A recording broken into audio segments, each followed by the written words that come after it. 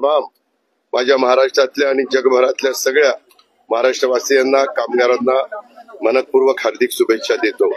आजचा दिवस आपल्या दृष्टीने फार महत्वाचा आहे, कारण आजच्या दिवशी बरोबर 65 वर्षापूर्वी संयुक्त महाराष्ट्राचा मंगल कलश स्वर्गीय यशवंतराव चव्हाण साहेबांनी मुंबई, मराठवाडा, विदर्भ सहित सगळे त्या ठिकाणी आपल्याकडे आणला आणि तो मंगल कलश आणल्यानंतर काही त्याच्यामध्ये थोडस मराठवाड्याला उशीर झाला, कारण तुम्हाला माहिती आहे काय घटना घडलेली होती।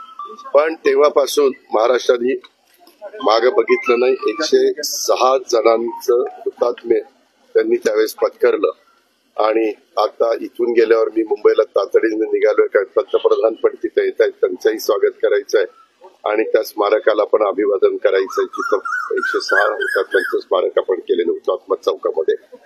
एकंदरीतच मंगल कलश आणल्यानंतर तेव्हापासून महाराष्ट्राने मागे वळून बघितलं नाही। अनेक मुख्यमंत्री चव्हाण साहेबांच्या पासून ते आता देवेंद्र फडणवीस साहेबांच्या पर्यंत या महाराष्ट्राला लाभले। प्रत्येकाने आपापल्या कारकिर्दीमध्ये चांगल्यात चांगलं काम करण्याचा त्या ठिकाणी प्रयत्न केला आणि शिवशाहू फुले आंबेडकरांची जी विचारधारा आहे त्याच विचारधारेने महाराष्ट्र पुढे नेत असतानाच आपण सगळ्यांनी पाहिलेलं आहे। आता देखील आम्ही त्याच रस्त्याने पुढे चाललेलो आहे। काही घटना घडल्या त्याचा उल्लेख मी आत्ताच माझ्या भाषणामध्ये केला, परंतु अशा प्रकारच्या घटना घडू नये त्याकरता सातत्याने देश पातळीवर पण प्रयत्न चालू असतात, राज्य पातळीवर पण त्या ठिकाणी प्रयत्न चालू असतात। थोडीशी उन्हाची तीव्रता वाढलेली आहे, आमचा प्रयत्न आहे, त्याला कितपत यश येतं मला माहिती नाही, परंतु मी अनेकदा बघतो आत्ताच फक्त 8:30 वाजलेत किंवा 8:45 वाजलेत, परंतु परेडच्या निमित्तानं काही लोकांना ओळ देखील येते। आता पण एका आमच्या भगिनीला आली, तर त्याच्याऐवजी 8च्या ऐवजी झेंडावंदन 7ला केलं तर आणखी उपयुक्त ठरेल। मी विनंती करणार आहे राज्याच्या प्रमुखांना काय की असं पुढच्या वेळेस पासून आपण करू, कारण मे महिन्यात तुम्हाला माहिती आहे उकाडा भरपूर असतो। आपल्या पुण्यापेक्षा विदर्भामध्ये तो जास्त असतो, मराठवाड्यात आपल्यापेक्षा टेम्परेचर जास्त असतं, त्याच्यामुळे ह्या सगळ्याचा विचार आपल्याला साकल्याने करावा लागतो। त्याच्यावर तोही विचार करायचा आम्ही ठरवलेला आहे।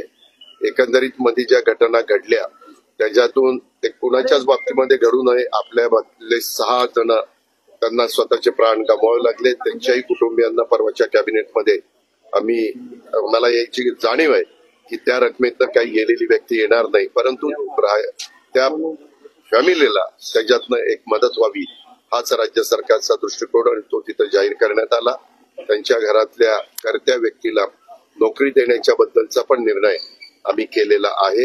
आम्हाला सर्वांना दाखवायचं की असा प्रसंग आला तर अख्खा महाराष्ट्र, अख्खं राज्य सरकार त्या कुटुंबियांच्या आणि त्या परिवाराच्या पाठीशी उभं राहतं आणि एकंदरीत आणखीन खबरदारी त्या बाबतीतली घेण्याच्या बद्दल जम्मू काश्मीरनं पण पावलं उचललेली आहेत, देश पातळीवर पण प्रयत्न चालू आहे।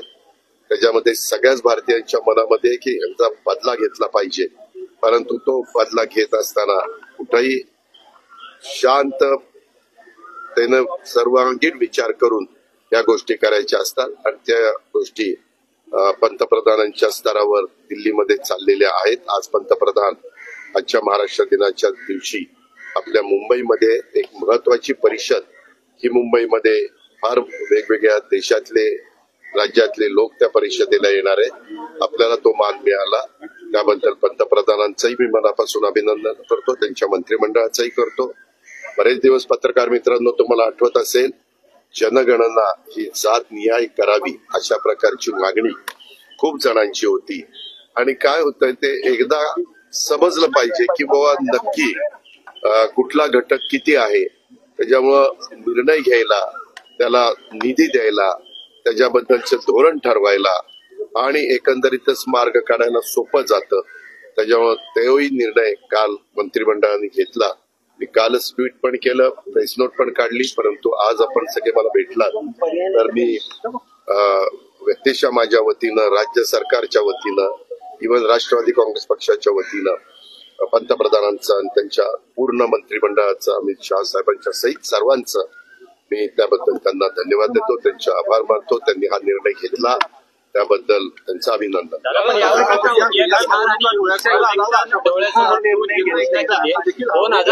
एक मिनिट, ही सातत्याची प्रक्रिया आहे, कुठल्या ना कुठल्या निवडणुका ह्या येतच असतात।